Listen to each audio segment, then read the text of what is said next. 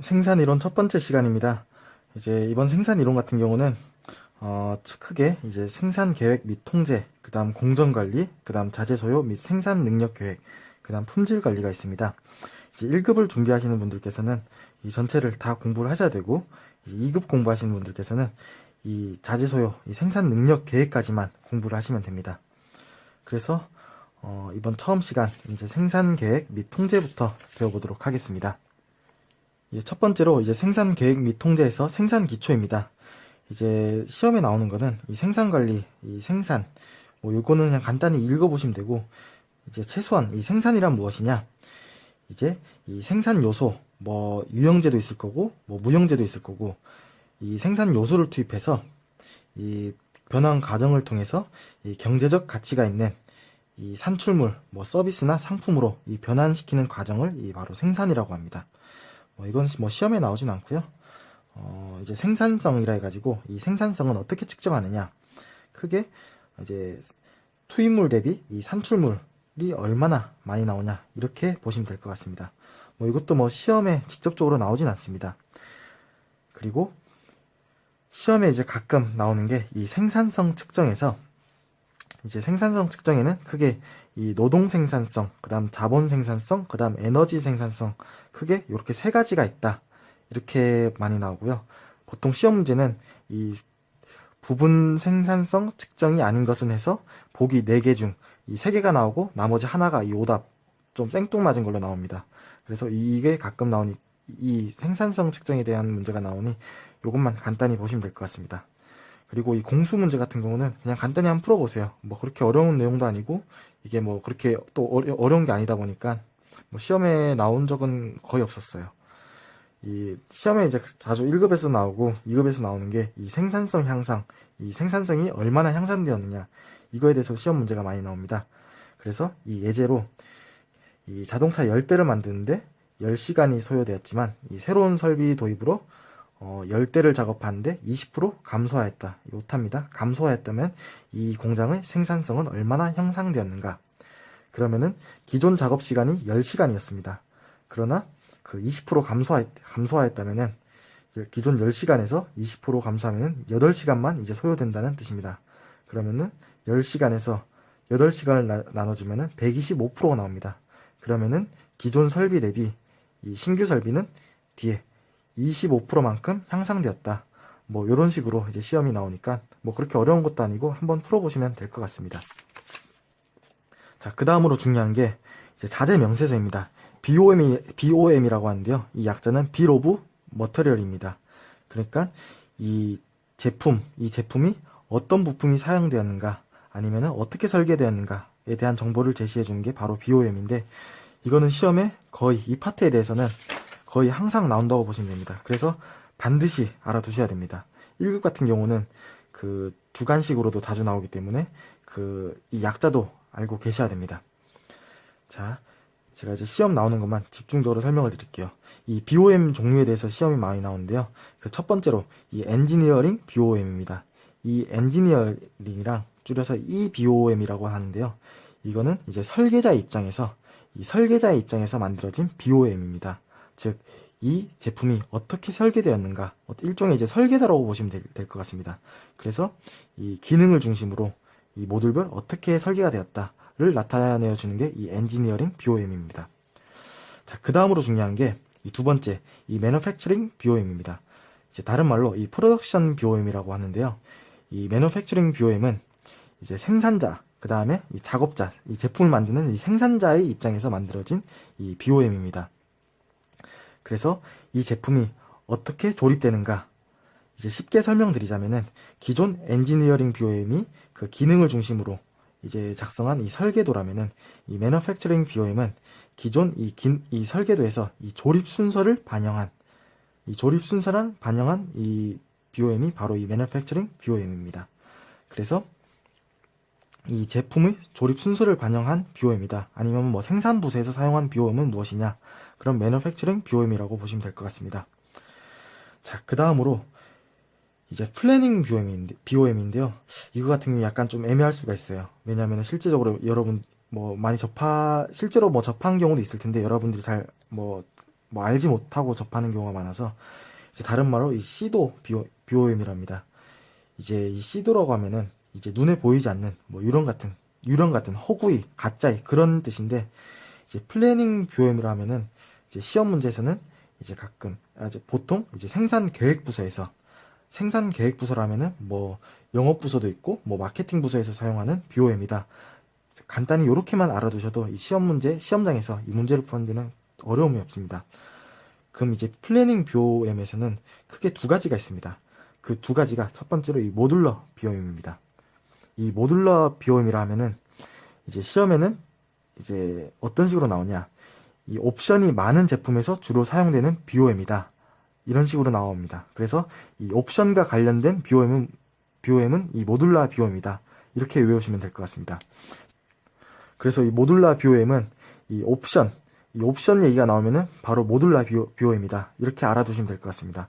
그럼 대표적인 예로 뭐 어떤 게 있느냐, 우리가 그 자동차 카탈로그로 보면은 그 처음에 기본 트림이 나옵니다. 기본 트림이 있고 그 다음 옵션, 뭐 트림 하나, 트림 뭐 옵션 2 이런 식으로 추가가 되는데, 그 기본 옵션, 가장 기본이 되는 상품을 그걸 묶어서 표현한 게 이 모듈러 BOM이라고 보시면 될 것 같습니다. 그래서 이 모듈러 BOM을 이 특징이 뭐냐, 이 실제로 그 모듈러 BOM은 그 속에는 뭐 수만 개의 부품이 뭐 구성되어 있겠지만은 그 고객의 입장에서 좀 보기 편하게 좀 쉽게 표현한 게 이 모듈러 BOM이라고 보시면 될 것 같습니다. 이제 그 다음으로 이 퍼센테이지 BOM인데요. 이 퍼센테이지 BOM은 이 백분 말 그대로 이 BOM을 백분율로 표시한 겁니다. 즉 이제 다른 이제 보통 이 BOM은 그 이 세부 부품 항목별로 이 정수로 표현합니다. 이 부품 한 개 대비 몇 개가 들어간지 이 정수로 표현하는 반면에 이제 이 퍼센테이지 BOM은 대략적인 이 백분율로 표시하는 그런 특징이 있습니다. 그래서 백분율이 나오면은 무조건 퍼센테이지 BOM이다, 이렇게 이제 암기를 하시면 될 것 같습니다. 이 그림은 그냥 간단히 보시면 될 것 같고요. 이 플래닝 BOM에 대한 간단한 설명입니다. 그래서 이 공통 파트까지 표현해서 다 같이 표현한 게 이 모듈러 BOM이라면은, 이 퍼센테이지 BOM은 이 속에서도 이 단순히 퍼센테이지에 대한 그 정보를 표시하는 게 이 퍼센테이지 BOM이다. 이 정도만 보시면 될 것 같습니다. 이제 다음으로 이제 인버티드 BOM입니다.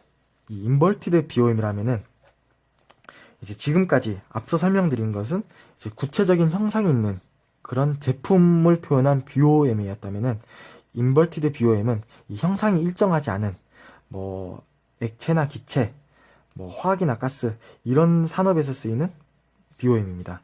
그래서 이제 일반적인 BOM은 그 피라미드, 이 삼각형 구조의 그 BOM 구조를 띠고 있지만은, 인버티드 BOM은 반대로 이 역삼각형 모양의 그 BOM 형태를 띠고 있습니다. 이 말은 처음에는 그 단일 원료로 시작해서 이 점점 위로 갈수록 다른 원료를 첨가하는 그런 생산 방식입니다.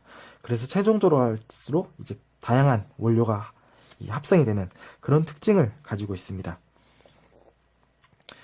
자, 그 다음으로 뭐 이 기타 BOM인데요.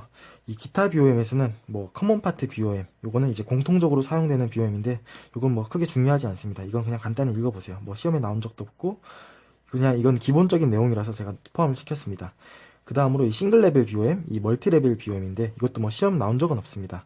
그냥 기본으로 그냥 알아두시면 될 것 같습니다. 이 뜻은 뭐냐, 우리가 BOM을 이제 표시를 할 때 이제 자품목이 있고 그 상위 품목이 되는 모품목이 있습니다. 이 자품목, 각 한 레벨의 자품목만 표시할 때를 이제 싱글 레벨 BOM이라고, 이 자품목의 모품목, 그 다음 이 모품목의 또 그 상위 모품목, 이 여러 레벨을 표시한 BOM이 이 멀티 레벨 BOM이다. 그냥 이 단순히 이 차이입니다. 그 다음으로 중요한 게 이 팬텀 BOM입니다. 이 팬텀 같은 경우는 이 팬텀 말 그대로 유령, 보이지 않는 그런 뜻입니다. 이것도 뭐 가상의 BOM인데, 이 팬텀 BOM을 쓰는 이유는 크게 두 가지가 존재합니다. 이제 이 같은 레벨이지만은 이 부품별로 엄연한 그 조립 순서가 존재할 때, 즉 A하고 B 부품이 먼저 조립이 돼야 되고, 이 C가 포장 작업이어서 이 맨 나중에 진행돼야 할 경우, 이 작업자의 그 이해를 돕기 위해 이 중간에 이 팬텀, 허구의 팬텀 X, 이 팬텀 BOM이라는 이 항목을 설정합니다. 그래서 이 작업자가 이 A, B를 먼저 조립하고, 그 다음 최후에 이 포장 작업, 이 C를 이제 실행할 수 있게 이 조립 순서를 구분하기 위해 쓰는 게 바로 첫 번째 이유고요. 그 다음에 과거에는 이 컴퓨터에도 이제 ERP 시스템이 그 BOM 정보를 입력할 때가 있습니다. 이제 같은 레벨에 이 한 레벨에 너무나 많은 이 BOM 정보가 구성될 때, 과거에는 컴퓨터 성능이 좋지 않아서 이 가부화가 걸리는 경우가 있었습니다. 가부화 걸리는 경우가 종종 있었습니다. 그래서 이 가부화를 어느 정도 줄여주고자 이 일부 품목에 대해서, 이 앞 품목에 대해서 이 팬텀X라는 그 가상의 BOM을 걸어줍니다. 그러면은 그 컴퓨터에서는 한 번에 처리할 양을 반으로 줄여줌으로써 이 처리 속도, 이 연산을 좀 더 그 부하가 걸리지 않게 그렇게 도움을 주기 위해서 존재했던 게 바로 팬텀 BOM입니다. 그 다음으로 이 인덴티드 BOM인데요. 이 인덴트란 뜻은 이 사전적으로 들여쓰다라는 의미입니다. 그럼 이건 언제 쓰냐? 우리가 이제 이 BOM을 보고서 형태로 만들 때, 그때 사용하는 BOM이 바로 인덴티드 BOM입니다. 그래서 이제 흔히 예로 이 별표 보이시죠? 이 별표를 얼마나 들였었냐, 얼마나 몇 개를 적었냐에 따라서 이 BOM의 이 레벨, 이 단계를, 계층을 구성을 한 겁니다. 이 별표가 2개다. 이 들여쓰기를 2번 했다. 그러면은 이 레벨 2, 계층 2의 이 BOM 정보가 될 것이고, 뭐 3개면 이 계층 3, 이런 식으로 표현한 게 인덴티드 BOM이다. 그래서 이 보고서 형태로 출력할 때 많이 쓴다. 이 정도로 보시면 될 것 같습니다. 다음으로 이제 Bill of Activity인데요. 요거는 시험에 아주 예전에 한 번 정도 나온 적이 있는데, 최근에 뭐 나온 적은 없었어요. 그래서 뭐 요즘 최근에 나올 것 같진 않은데, 그래도 한번 나온 적은 있으니까 한번 알아두시는 게 좋을 것 같아요. 기존 BOM은 제품을 어떻게 구성하고 있느냐만 다뤘다면은, Bill of Activity에서는 이 제품 구성뿐만 아니라 이 필요한 활동까지, 이 방법까지 다루고 있는 게 이 Bill of Activity입니다. 그래서 간단히 이 정도만 알고 계시면 될 것 같습니다. 그 다음 루팅입니다. 루팅이라고 하면은 이 작업 공정표인데, 말 그대로 how to make, 이 제품을 어떻게 만드냐에 대해서 이 제품을 어떻게 만드냐에 대한 관련한 모든 정보를 담고 있는 이 작업 지시서라고 보면 되겠습니다. 이제 과거에는 정말 많이 나왔는데, 최근에는 뭐 그렇게 많이 나오진 않았어요. 그래도 충분히 시험에 나올 수 있기 때문에 이 약자, 그 다음 이 한글 반드시 알아두셔야 됩니다. 그래서 이 작업, 그러니까 어떤 작업이 수행되는지, 그 다음 이 작업을 수행하기 위해서 뭐 필요한 공구 아니면 기기가 어떤 게 필요한지, 그래서 이런 정보를 담고 있는 게 바로 이 루팅, 작업 공정표다 라고 보시면 될 것 같습니다. 이 작업 공정표 관련해 가지고 요 밑에 총 5가지 시간이 있습니다. 요거는 시험 문제로 최근에 자주 나오니까 반드시 알아두셔야 됩니다. 먼저 큐타임, 작업 이 셋업 준비 시간 혹은 가공 시간 전까지 대기 시간이 바로 큐타임이다. 그 다음 이제 셋업 타임, 작업 이 기계 설비 및 공구의 준비 시간이 바로 셋업 타임. 그 다음 런타임, 그 다음 실제 가공 시간이 이 런타임이다. 이제 웨이트 타임, 이제 작업 완료 후 다음 공정으로 이동하기 전까지 대기 시간이 바로 이 웨이트 타임이다. 그 다음 무브 타임, 다음 작업장까지 이동 시간이 이제 무브 타임이다. 그래서 시험장에는 이제 런타임하고 그 다음 셋업 타임이 좀 자주 나왔었고요. 그래도 이 나머지 뭐 큐타임이라든가 웨이트 타임, 무브 타임 또 이제 시험 보기로 몇 번 나온 적이 있기 때문에 이 개념은 충분히 알고 계셔야 됩니다. 이 순서는 실제 공정에서 순서는 이 가나다 이 순으로 이루어지기 때문에 이 순서대로 순서대로 암기를 하시면 될 것 같습니다. 예, 두 번째로 이제 수요 예측입니다. 이제 수요 예측 같은 경우는 그 수요 예측 그 종류에 대해서 많이 나옵니다. 앞서 이 수요 예측의 정의, 그 다음 목적, 그 다음 분류 같은 경우는 그냥 한번 가볍게 읽어보시기 바랍니다. 이거 직접적으로 이제 시험 문제 나온 적이 없어서 따로 설명은 드리지 않겠습니다. 이제 수요 예측의 종류인데요. 이제 수요 예측은 크게 이 정성적인 예측 기법과 정량적인 예측 기법, 크게 2가지가 있습니다. 좀 더 세부적으로 들어가면은 이 정량적인 예측 방법에는 이 시계열과 인가형 두 가지가 존재하는데 뭐 요까진 보지 마시고 그냥 정성적, 정량적 딱 요 정도만 보시면 될 것 같습니다. 그래서 이 정성적 수요 예측 기법에는 어떤 것이 있고 반대로 이 정량적인 수요 예측 기법에는 어떤 것들이 있는지 이 종류에 대해서만 간단히 알아두시면 될 것 같습니다. 시험 문제는 보통 이 수요 예측 기법 중 뭐 정성적인 방법이 아닌 것은 이래가지고 그 문제는 정성적인 수요 예측 기법을 물어보면서 보기에는 뭐 정량적인 기법이 들어간다든가 뭐 간단히 이런 식이 나옵니다.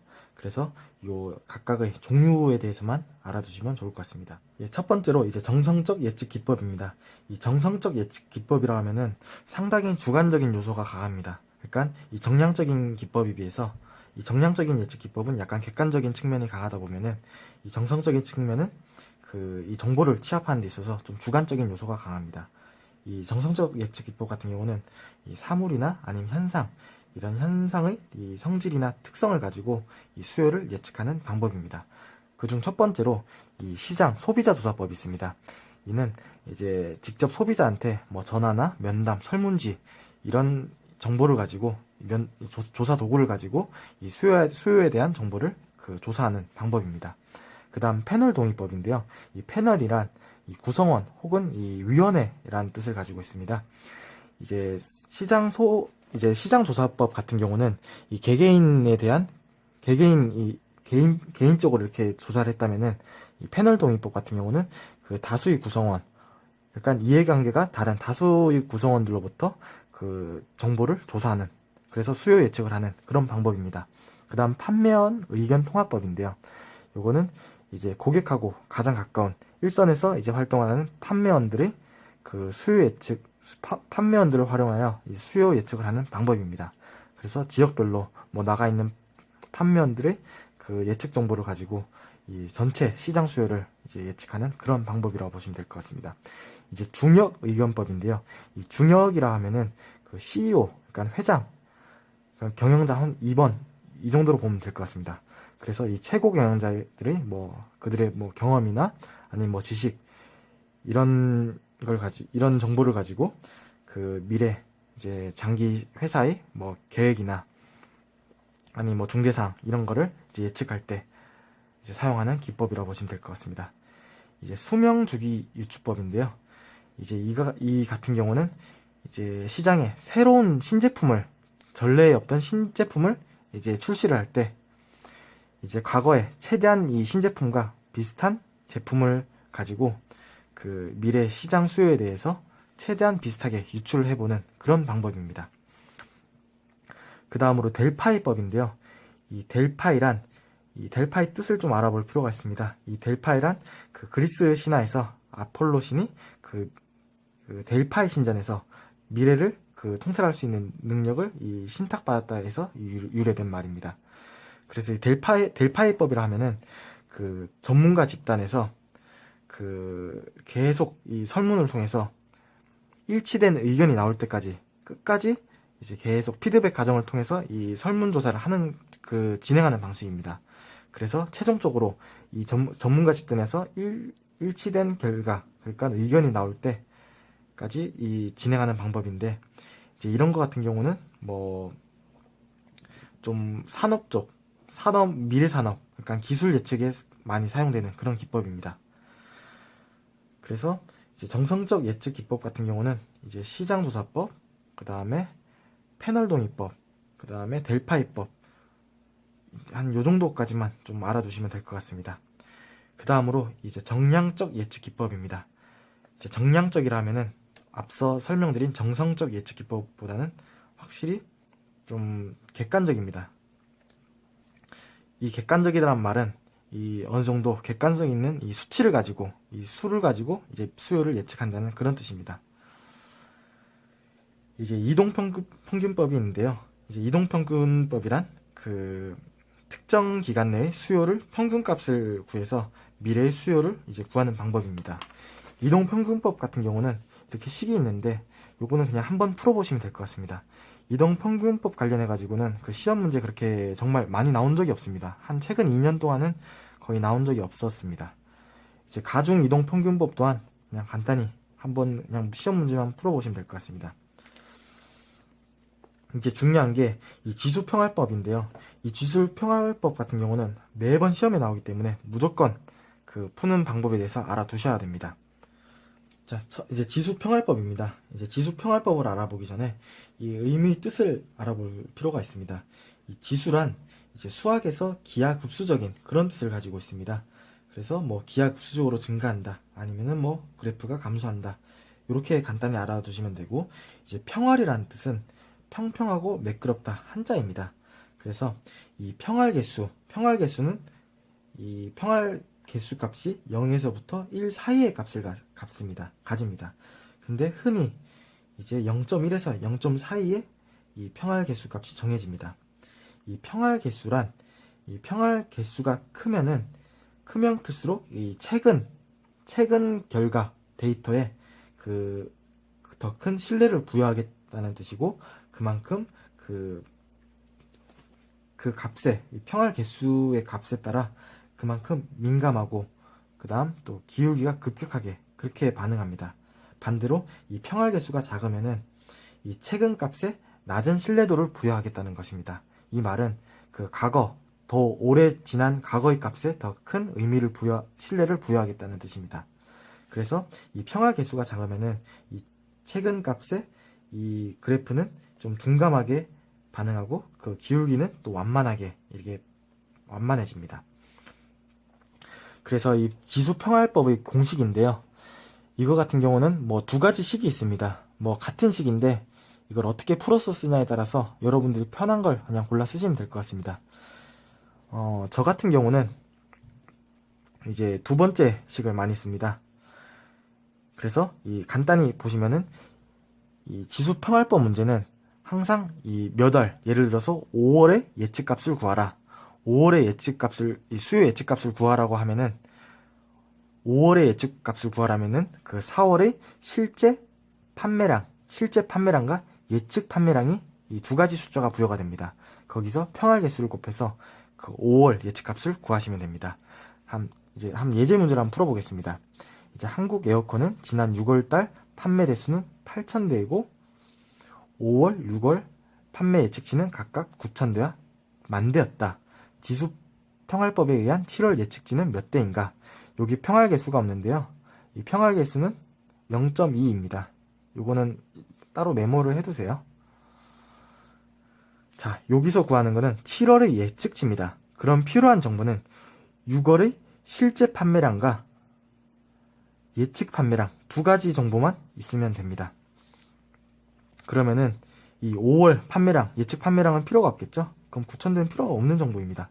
그러면은 이 8,000대, 6월의 판매 대수, 실제 판매량입니다. 8,000대와 그 다음 6월의 판매 예측량 10,000대입니다. 요 두 가지만 있으면은 이 문제의 7월 예측치를 구할 수 있다는 뜻입니다. 자, 7월 예측치입니다. 0.2, 이 평활 개수가 0.2이기 때문에 0.2를 하고, 그 다음 6월의 실제 판매량을 넣어줍니다.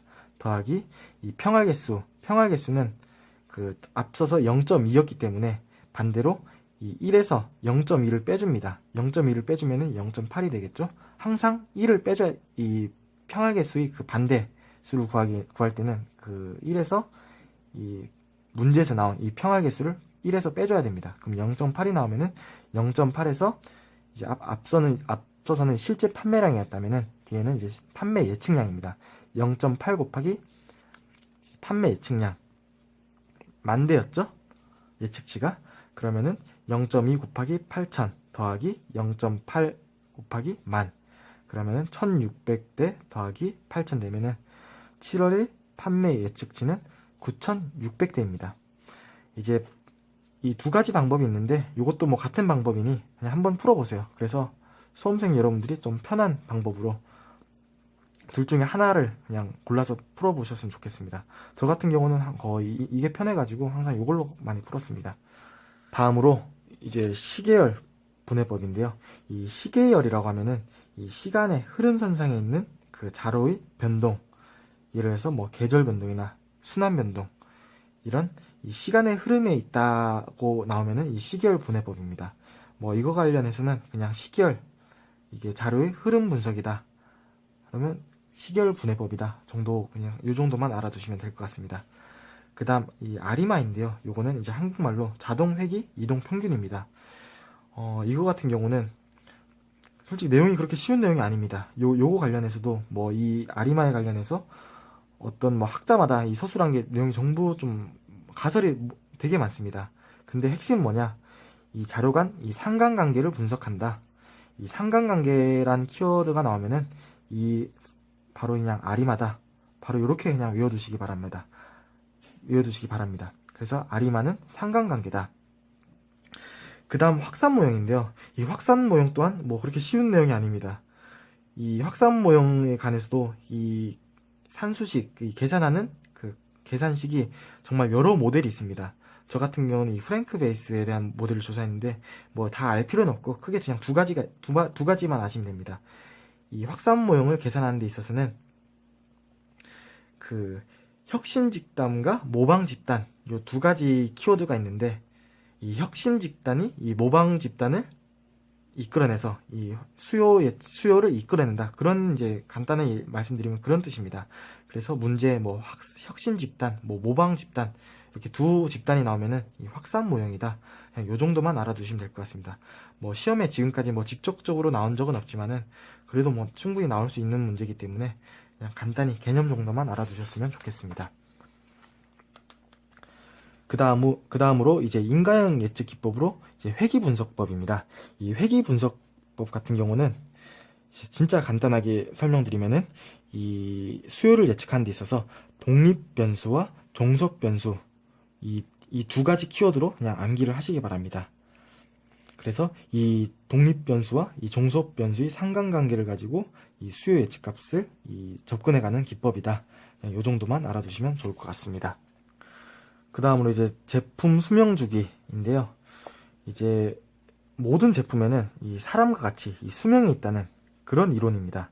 그래서 크게 도입, 성장, 성숙, 쇠퇴기 이렇게 네 가지 단계를 거친 동안 이 단계별로 이 적절한 수요 예측 전략을 활용해야 한다는 그런 뜻입니다. 그러면은 이제 단계별로 한번 알아보겠습니다. 이 도입기에는 이 정성적인 기법을 이제 수요 예측 기법을 활용해야 합니다. 이 정성적 기법이라면은 앞서 배운 뭐 시장조사법이나 패널 동의법, 뭐 중력의견법, 델파이법 이렇게 있겠죠. 자, 그 다음으로 이제 성장기입니다. 성장기는 이 트렌드를 고려한 기법. 이 트렌드가 뭐냐? 이제 현실 동향입니다. 뭐 이 현실 동향이라고 하면은 이제 뭐 그때그때 따라서 뭐 정성적인 기법이 될 수도 있고 정량적인 기법도 될 수 있고 뭐 그때그때 뭐 일단 정답이 없다는 뜻입니다. 그래서 이거 같은 경우는 이 성장기 같은 경우는 그냥 트렌드, 현실 동향을 고려한 기법을 활용한다. 딱 요 정도만 알아주시면 됩니다. 시험 문제에서도 그냥 딱 요 정도까지만 나오지 그 이상으로 나오진 않습니다. 이제 성숙기 같은 경우는 이제 정량적입니다. 정량적이라면은 아까 뭐 이동평균법, 지수평할법, 그 다음 뭐 시결분해법 이제 이런 방법이 있다는 뜻입니다.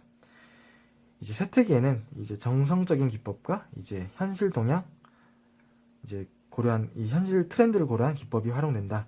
이 두 가지만 그냥 알아두시면 될 것 같습니다. 이제 시험 문제에서는 이제 도입기에 활용 가능한 그 수요 예측 방법은 무엇이냐 해서 뭐 정량적 기법이 나온다든지 아니면 뭐 현실 동향을 고려한 기법이 나온다든지 간단히 이런 식으로 나옵니다. 이 밑에는 제가 그냥 간단히 그냥 설명을 적어 놓은 건데 지금까지 뭐 시험에 직접적으로 나온 적은 없습니다. 그래도 이게 어떤 식으로 흘러가는지 그냥 간단히 이해만 하시면 될 것 같습니다. 다음으로 예측의 7단계인데요. 솔직히 이거는 이거 시험에 한번 나왔는데 뭐 당연한 말이기도 한데 이게 솔직히 저도 이거에 대해서 많이 좀 연구를 해봤는데 이게 어디에서 나왔는지는 모르겠어요. 이게 이 생산수본부 홈페이지에 이 이론 요약집에서 일단 언급이 된 내용인데 또 시험에도 딱 한 번 나왔었는데 이거는 그냥 시간 내시면 한번 그냥 보시면 좋겠습니다. 이거는 솔직히 이걸 왜 나왔는지 솔직히 저는 한번 물어보고 싶어요. 그래서 그냥 한번 그냥 읽어보시기만 바라겠습니다. 자, 그 다음으로 불입 이펙트인데요. 요건 채찍 효과라 해가지고 이제 어떻게 보면 왜곡 현상을 빗대어낸 표현입니다. 이제 채찍이라 하면은 우리가 이제 뭐 양치기를 할 때 그 처음에 이 손목을 통해서 전달된 힘이 그 채찍을 통해 전달되지만은 그 파동에 의해서 점점 끝으로 갈수록 그 파동이 커져 그 힘도 세진다는 그런 뜻입니다. 그럼 이게 어떤 뜻이냐? 우리가 이 수요 예측을 할 때 처음에 제조업체가 있을 거고, 그 다음에 도매업체가 있을 거고, 그 다음에 소매업체가 있을 겁니다. 최종적으로는 이제 소비자가 존재하겠지만은, 이 제조업체에서는 처음에는 이제 소매업체가 있겠죠? 소매업체가 이 소비자의 그 수요를 판단해서 처음에 10개라고 이제 수요 예측을 합니다. 그러나 또 불확실한 수요, 그러니까 안전재고에 대비해서 여기서 2개를 더해서 이 도매업체에게는 12개라고 알려줍니다.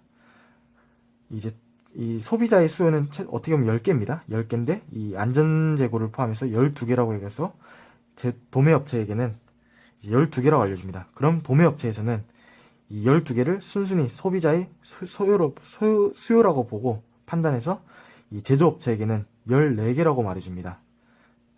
이 또한 이제 안전재고 한 2개 정도 포함을 시켜서 그렇게 얘기를 해줍니다. 그럼 제조업체에서도 이 순순히 소비자의 수요는 14개다 라고 판단해서 최종적으로 물건 제조는 뭐 20개를 합니다. 그러면은 원래 수요는 10개였는데 이게 도매, 소매, 도매, 이 제조업체를 걸쳐서 최종적으로는 이 2배가 불어나게 됩니다. 이런 현상을 빗대어 표현한 게 이 바로 불윕 이펙트입니다. 그래서 이거 같은 경우는 그 시험 주관식 문제로 자주 나오기 때문에 이 영어 약자를 반드시 알아두셔야 합니다. 오늘은 이제 수요 예측까지 알아봤고요. 다음 시간에는 이제 생산 시스템부터 해가지고 이제 총괄 생산 계획까지 알아보도록 하겠습니다. 지금까지 시청해주신 여러분께 감사드립니다.